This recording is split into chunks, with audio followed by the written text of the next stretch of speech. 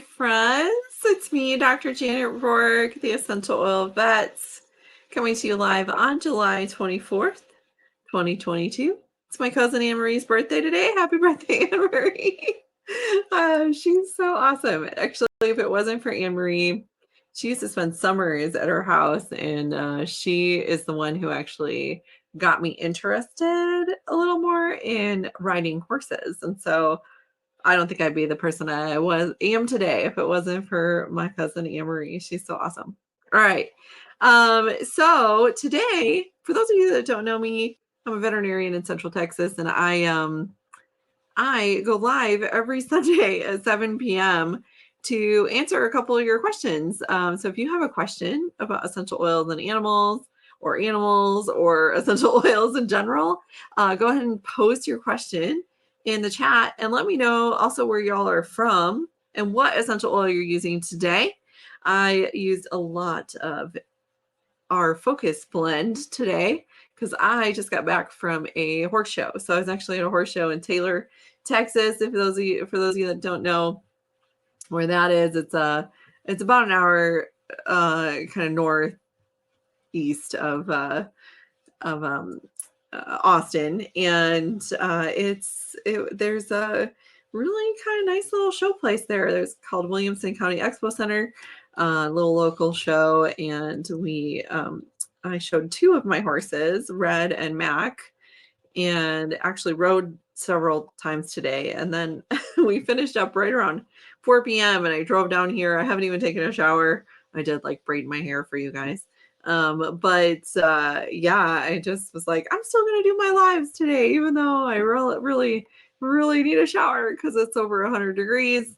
It's been over 100 degrees all weekend here in Texas, and I'm a little delirious probably because of the heat and the dehydration. So I've been drinking lots of water and being super healthy actually. So Maribeth Marshall, so glad you're here. Loving me some balance today. It looks like you love your sunscreen from doTERRA as well as your profile picture. Mindy's asking about separation anxiety for her rescue dog, 1-year-old lab mix. So separation anxiety is a very tricky problem that it's not like, oh, just put a drop of lavender on and they're going to be good. It does involve training, and especially with rescues, it is not an overnight fix. Okay. We have lots of oils that help with anxiety and with stress in general that you can use in conjunction with training for that process. But if you really want to get a big deep dive into the separation anxiety as in general, Mindy, I do recommend that you join the membership that I have. I did a 1-hour webinar about just separation anxiety specifically, and you can go and watch that replay once you join. It's $27. You can go watch as many of we have one on just general anxiety and we have one on separation anxiety, and they're both really good. So definitely check that out if you can. But we have lots of calming oils. Our calming blend, we have a kind of a calming supplement that's really good as well. We have the kids calming blend. We have the reassuring blend, the comforting blend. Those are both really good for this sort of situation. Of course, lavender, petitgreen, Roman chamomile, all those go-tos that we use, and our grounding blend is also really good. So usually a combination of those is what you need to do. And you have to kind of work with your individual animal to see what is the best combo for him or her. Melanie, today was frankincense in Jones Mills, Pennsylvania. Awesome. Amy Belt, what would be a good calming oil for car trips for dogs? So I really like the grounding blend for this because it's not super sedating. It's not super calming for you necessarily. It doesn't like knock you out. But a lot of dogs do really well with just lavender and a little bit of the digestive blend on their tummy. So sometimes dogs get super anxious or nervous riding in a car because they associate it with feeling nauseous. You think about it, dogs aren't used to getting in cars all the time like we are necessarily. And so the first couple times they get in there, they're like, oh my gosh, I'm not moving. but the car is, and they actually get a motion sickness basically, just like we would, like some people do when they ride a boat or something like that, and they're not used to doing that.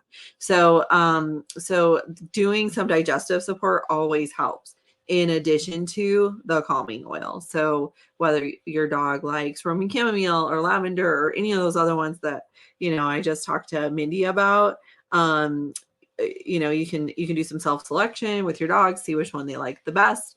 And then also do not forget to add a digestive support blend, or like something like ginger or cardamom into the mix as well, to help support the digestive system.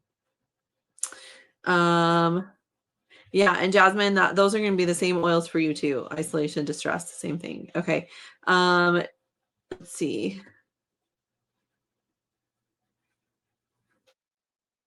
Okay, so Janu Zapala, I don't know if I'm saying your name right, but my Newfoundland standard size poodle, she has a bit of blood while cleaning her ears. What oils can I do to use to clean her ears?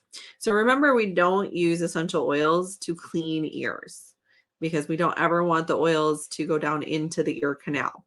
What we use to clean the ears is either a standardized cleaning solution. Some people use alcohol-free witch hazel, which is quite good and effective, colloidal silver. People will use colloidal silver and put like a little bit of maybe some apple cider vinegar or something in there to really get a deep down clean, and it kind of acts as an astringent. So those would be the things that you would want to clean it with. And then after you clean it, you can swipe it with some diluted lavender, or like a skin soothing oil, like geranium is a really good one for ears. Though that is what you would do afterwards. I would put the oil on a cotton ball and then swab it around in there, just to make sure it doesn't go down into the ear canal too deep. Okay. Let's see here. Lydia, do you recommend dental cleaning, or is oil brushing good enough? It depends on the animal. 100%. It depends on the animal. Every animal is an individual. And just like with people, there are some people who are more prone to dental problems and need a little bit more care than others. For example, both of my sisters needed braces and I didn't. See, I actually do have some crooked bottom teeth, but not enough to really worry about. But that's,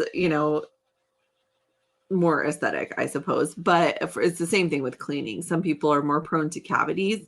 Same thing with dogs for sure, and cats too. Is that some are just need more dental support, and the veterinarian needs to get involved.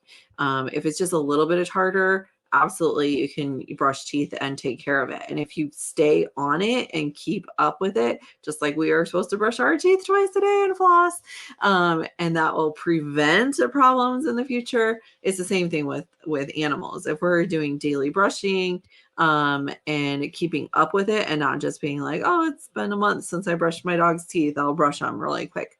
It's not the way bacteria in the mouth works. And so bacteria in the mouth will lead to, tartar and plaque, and cause all kinds of, long-term problems. So if you do daily brushing and keep up with it, that can be enough, absolutely. But it just depends on the animal. Let's see here.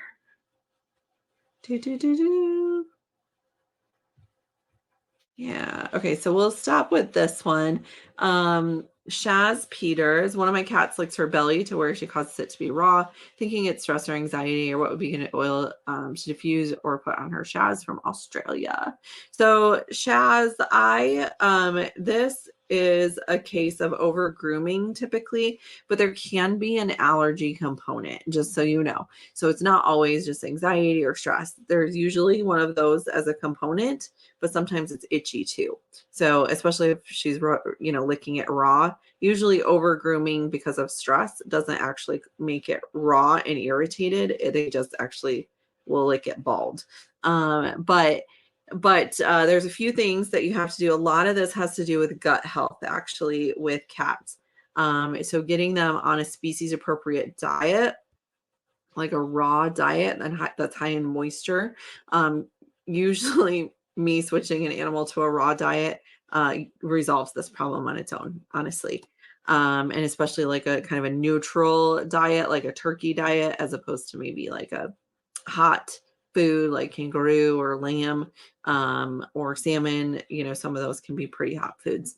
So that's what I would do. Some cats are actually allergic to fish. So if you're on a fish-based protein diet, switch the protein and see if that makes a difference.